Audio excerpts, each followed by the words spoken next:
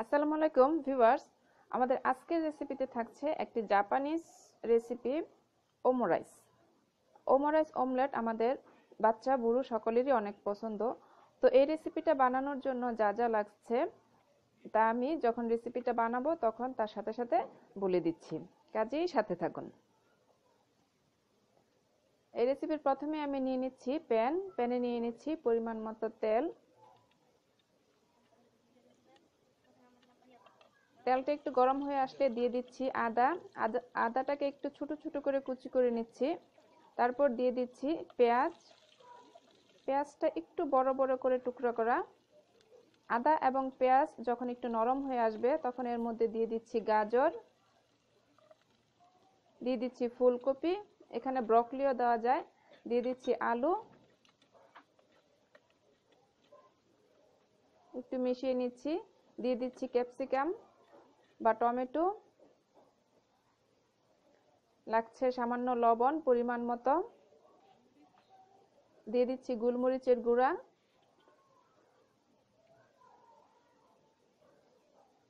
এবং আমি এখানে বাসায় বানানো টমেটো কেচাপ দিয়ে দিচ্ছি। বাসায় টমেটোটা একটু কুচি কুচি করে কেটে একটু হলুদ মরিচ একটু লবণ দিয়ে সিদ্ধ করে একটু চেলে নিলেই টমেটো কেচাপটা হোমমেড টমেটো কেচাপ হয়ে যায়। এখন এর মধ্যে দিয়ে দিচ্ছি কাঁচামরিচ। ঝালটা আপনি যেরকম খেতে পছন্দ করেন সেই অনুযায়ী দিবেন এবং ওমু পুরিটা কতটুকু বানাবেন তার উপর ডিপেন্ড করবে। এখন দিয়ে দিচ্ছি চিকেনটাকে একটু লম্বা করে কাটতে হয়। ওমু রাইসে চিকেনের যে অংশগুলো থাকে সেগুলো একটু লম্বাটে থাকে। আমি এখানে কাঁচা চিকেনটাই নিয়ে নিচ্ছি, এটা ইচ্ছা করলে আপনি একটু লবণ দিয়ে সিদ্ধ করেও নিতে পারেন।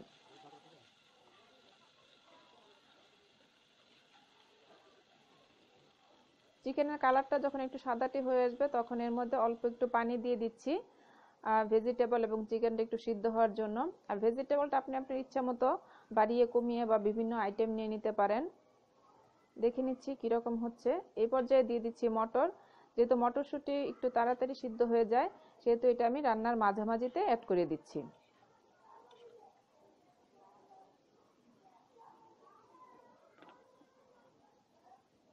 একটু ঢেকে দিচ্ছি সিদ্ধ হওয়ার জন্য। ফিরে আসলাম একটু পরে।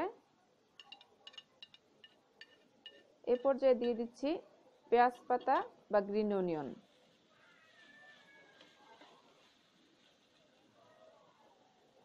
পানিটা শুকিয়ে গেছে আর ভেজিটেবলগুলো সিদ্ধ হয়ে গেছে। এখন এর মধ্যে দিয়ে দিয়েছি ভাতটা অবশ্যই আগে থেকে রান্না করা থাকতে হবে। এখন এই ভাতটাকে ভালো করে মিশিয়ে নিচ্ছি।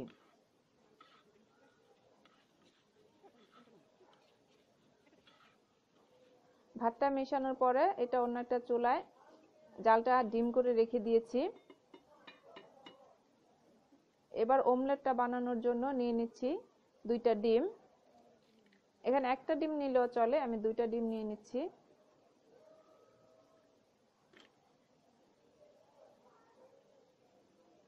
ডিমের সাথে নিয়ে নিচ্ছি পরিমাণ মতো লবণ। ঠিক ডিমের মধ্যে যেই পরিমাণ লবণ দরকার ততটুকুই দিতে হবে। দিয়ে দিচ্ছি একটু গোলমরিচের গুঁড়া এবং দিয়ে দিচ্ছি একটু লিকুইড দুধ। এখানে 4/1 কাপ ছিল লিকুইড দুধের পরিমাণটা এবং এটাকে ভালো করে মিশাতে হবে। এই মিশ্রণটাকে অবশ্যই কিন্তু ভালো করে মিশাতে হবে।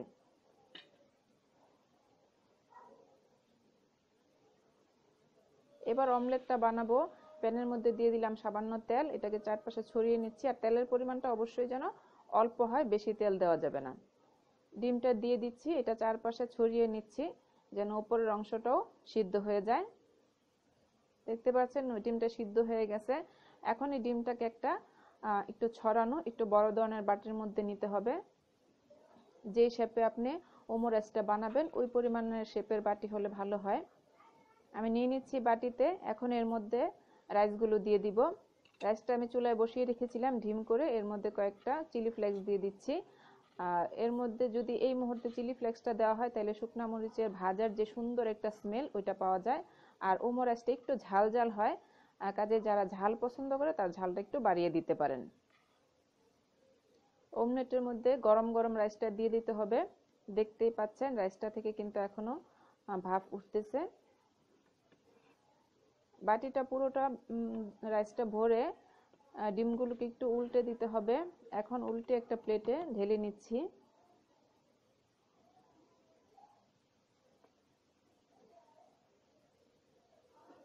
ওয়াও, আলহামদুলিল্লাহ, দেখেন কি সুন্দর একটা ওমুরাইস রেসিপি হয়ে গেছে। আর এই এই রেসিপিটা কিন্তু বাচ্চা বুড়ো সবারই অনেক পছন্দ। এটা আপনি বাসায় বাচ্চাদের দিলে যেমন পছন্দ করবে তেমনি টিফিনেও পছন্দ করবে। আর এই রেসিপিটাতে দুধ, ডিম, চিকেন এবং পুরা প্রোটিনটা কিন্তু পাওয়া যাচ্ছে। একদম অল্প একটা রেসিপির ভিতর আপনি বাচ্চাদেরকে বা বাসায় ফ্যামিলির অন্যান্য মেম্বারদের কিন্তু অনেক কিছু একসাথে অ্যাড করে দিয়ে দিতে পারতেছেন। তো ডিমের আরেকটা রেসিপি আছে, ডিমের ডেভিল, আমার ডেসক্রিপশনে পাবেন, দেখে নেবেন যাদের ইচ্ছে হয়।